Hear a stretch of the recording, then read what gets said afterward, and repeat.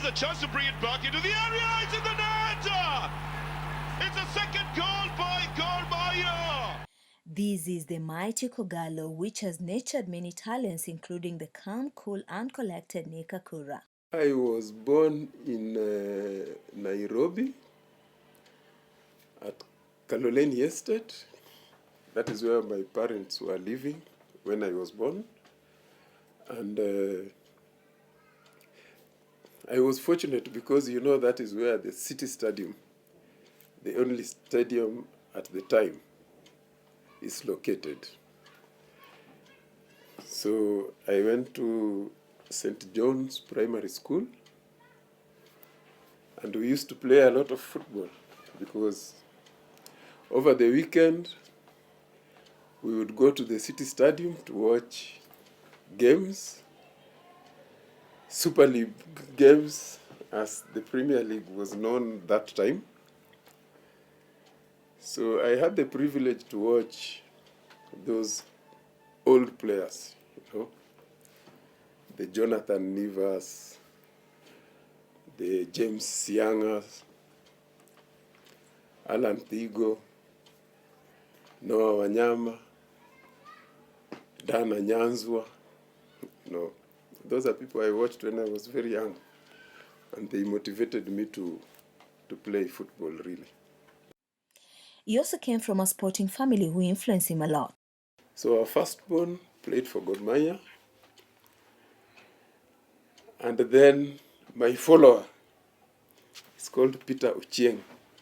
Pierre, he also played for Gor. We played at the same time. He played much longer than me. Yeah, but now he lives and works in the US. That's my younger brother. So it's basically a sporting family. My sister played basketball for Barclays Bank. Her name is Mercy Akura. She played for Barclays Bank and the national team. But it was in school where his interests were shaped as he enhanced his values and academics. So at class 6, I was selected to play for the school team. You know? So Nairobi was divided into 5, what were they calling them? 5 parts, 5 regions. There was Eastern, Western, Northern, Southern, and Central. So I was in Eastern. And the year I was selected to play for the school team, I used to be a defender all through. We won the Eastern Division championship. His football capabilities were realized at Nyeri Technical School, where they silenced the reigning school giants. So in Nyeri, that is where I think football became a serious thing. You know, Nyeri was a new school. When I went there, it was just like 1 year old. It had just been built. So they were taking students from other schools, you know, to go to join Form 3. So that is what happened. Fortunately, we had students from Isli, Highway Secondary, Nairobi, Kisumu Boys, Kisumu, I think Dagoretti in Nairobi. So we met there and we formed a very formidable team. That time, soccer in Central Province, as it used to be known then, was dominated by Alliance and Mang. Just the first year of trying, we became the champions of Nyeri district. We met Alliance at the semi-finals. And they had very good uniform, Adidas that time. So they kept it for the finals because they were playing Nyeri Technical, which nobody knew about. They knew they would just crush us and go to the finals. So they kept their Adidas for the finals. They came with some very old uniform. And they didn't believe it. We beat them 3-1. That is when people knew, there are new kids in town. Yeah. So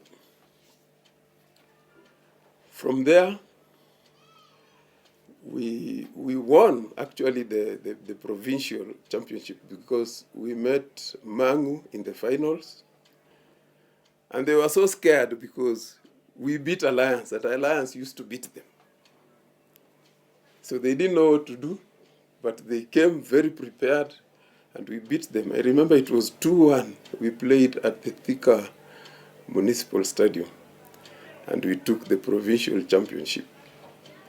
Those were the days when German tactician Abana Zigol had come up with football structures that benefited a lot of the upcoming players, including Akura. This guy, when he came here, he started Olympic youth centers. Yeah. So we had a center in Nairobi, in all the major towns in Kenya. Nairobi, Nakuru, Nyeri, Mombasa. And they were sourcing talent from schools. So when the Nyeri Olympic Youth Center started, I was in high school in Nyeri Technical, and I happened to have been chosen as the captain. So it was mainly, it consisted of students, high school students. Having honed his skills, he found his way to the provincial league before he cleared secondary school. So we had big boys playing that league, KTM of Thika. There was also Butter Bullets was playing in the Super League. But we had some other teams from Central. And I remember we once played, as the Nyeri Olympic Youth Center, we played KTM. KTM was a powerhouse, you remember, in the early 80s. And they beat us narrowly, 1-0. That is when people knew there was talent here. So immediately after Form 4, they signed me, KTM. So I played for them for 2 seasons, 1981 and 82.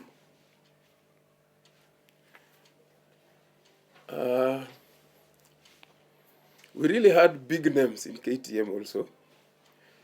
Remember Hussein Heri, Richard Shedu, Edward Bulungu,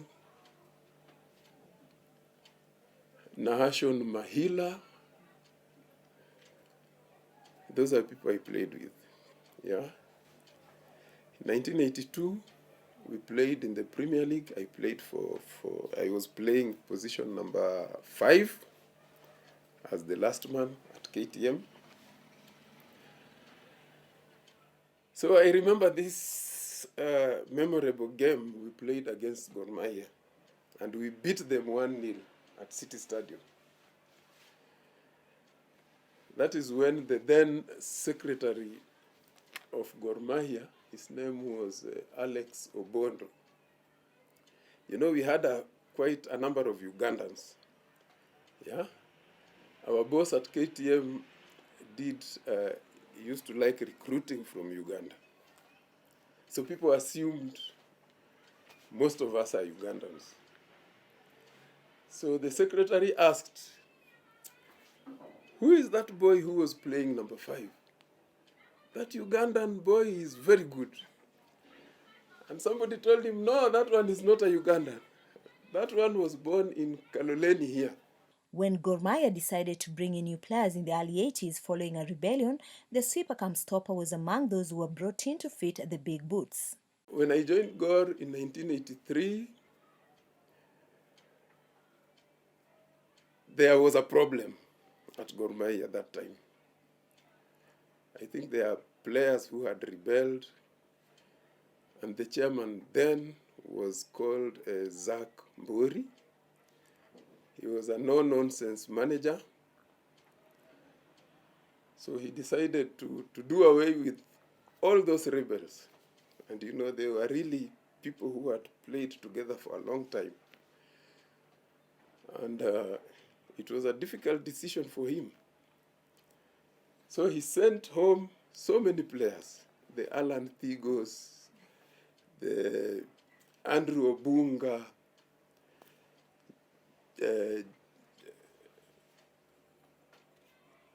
George Yoga, there was a goalkeeper called Ondiek. He suspended quite a number of senior players, and people knew now who is going to play. You know, it was tough. That is when we were recruited. We were also recruited, so many of us, because of the vacuum. So I remember from KTM, I was the only one who was recruited to Gor. From Mombasa, we had Hezbon Omolo, Abdallah Shebe, George Onyango Fundi, we had Abbas Magongo. We all came at the same time. Yeah. We had Charles Otieno. So it was almost 3/4 of the team. And they took over to silence the naysayers and the opposition as well. They were like, who will play? I mean, the whole team was expelled. Actually, they called it suspension, but it was actually an expulsion. So they came to see these young boys, if they can really play. And I think they were not disappointed. We had never played together before. We only trained together for a while under coach Jerry Imbo that time. And we didn't disappoint. Okay, we were a bit inexperienced in big-time football, but we gelled very well, and we were all very young. So the patron of the club then, Joe Bomino, the late, he went to the UK and recruited a professional coach. So he brought in Len Julians. Yeah. So when Len came, at least he didn't know the politics of football here. He was just looking at the performance. But now the old guards we found, those who survived the expulsions, were Austin Oduor, there was Dan Odhiambo, there was Paul Oduo, Cobra, there was Peter Otieno Basanga, there was Bobby Ogola, Sami Onyango Jogo, Abei Nasur. And if you look at those names against the ones who were expelled, they were the younger ones in the team. So we had a very young team. Locally, we won the league in 1983. And then in 1985, we won the Eastern Central Africa Club Championship in Sudan. And it was an all-Kenyan final. The final was AFC Leopards and Gor Mahia in Khartoum, and we beat them 2-1, yeah, in the finals. So that is the cup I can say we won. But you know, I never played for long. It was a very short stint because of a very serious injury that I got when we played Imara. Akura had made his mark and relishes those moments on the football pitch. The sweeper who was there before me was called Mike Ogola, nicknamed Machine. Yeah? And the way he used to play football as the last man, he was a hard tackler, very rough, and you know, after getting the ball, mostly they would just clear the ball. But my style was different. I would get the ball and start a move. That is what endeared me to the coach, Len Julians. Yeah, that is why he preferred to play me in that position. And okay, you know, you have to listen to what people say.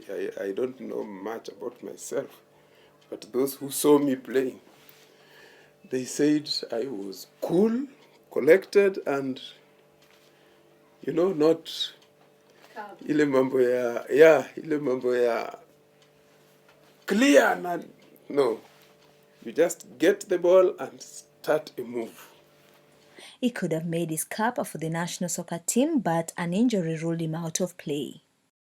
The same year, 1983, when I joined Gor, I was called to the national team by coach. The then coach was Marshall Mulwa. They called me to the national team that year. And then before we did any duty for the nation, the injury happened. So it was a very unfortunate occurrence. It was a midweek match, I remember. It was a league match. It was Gor Mahia against Imara FC. And okay, they used to be very stubborn when they meet Gor. And they were playing like it is the end of the world. So I remember I got the ball at the center of the field. Then I gave a pass. After giving the pass, this guy just came and stepped on me. He did it purposely. And he broke my leg. So I was carried off the pitch and rushed to hospital. So that was a really big blow to my footballing career. The former Gor Mahia player decided to take up coaching and relocated to Botswana, where he uplifted the Mahalape Hotspurs. I remember doing a coaching course, and I got a C license.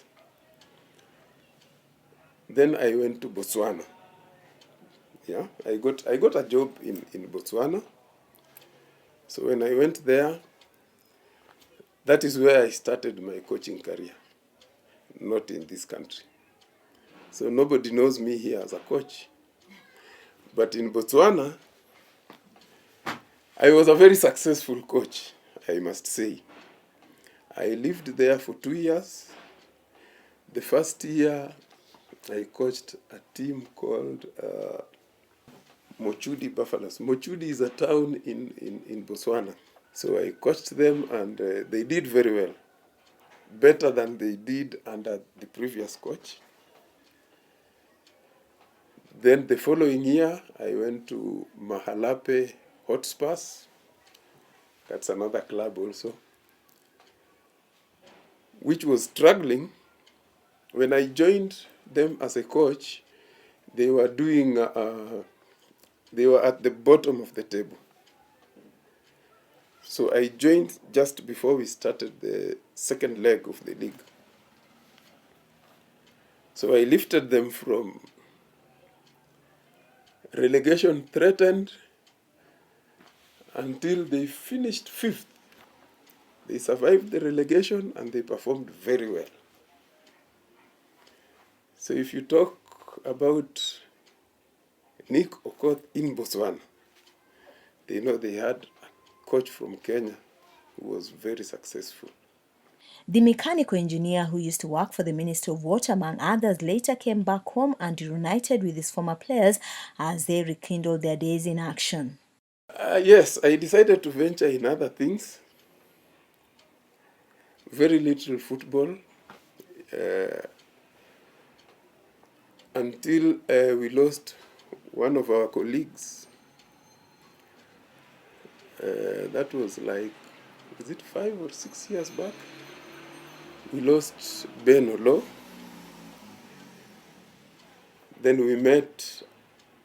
I met quite a few of my former colleagues whom we never used to meet. We were just coming together to support one another. If somebody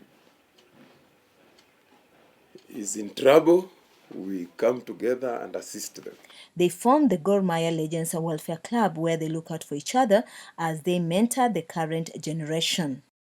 Honestly, I think we played football because of the passion, as you put it. But now, there are people who are playing it for the money. So there is that difference. And something, if you have a passion to do something, you will do it so well. But if you are doing it for money, you may be forcing yourself into something that is really not in your blood.